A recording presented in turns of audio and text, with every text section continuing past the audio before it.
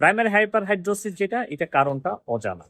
আর secondary হাইপারহাইড্রোসিসের কিছু কারণ আছে, যেমন কারো যদি হরমোনাল সমস্যা থাকে, যেমন কারো হাইপার থাইরয়েডিজম আছে, তার কিন্তু অতিরিক্ত ঘাম হতে পারে।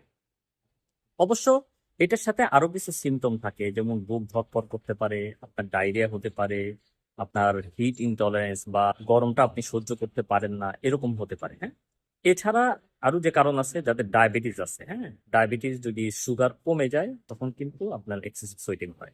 এছাড়াও মানে বিকালের দিকে বা রাতের বেলা সোয়েটিং হয়, কিছু অসুখ আছে যেমন টিউবারকুলোসিস, হ্যাঁ, টিবিতে কিন্তু সোয়েটিং বেশি হয়। এছাড়া হচ্ছে কিছু জ্বরেও হয়, যেমন ম্যালেরিয়া, এবং এক ধরনের ক্যান্সার আছে যেমন লিমফোমা।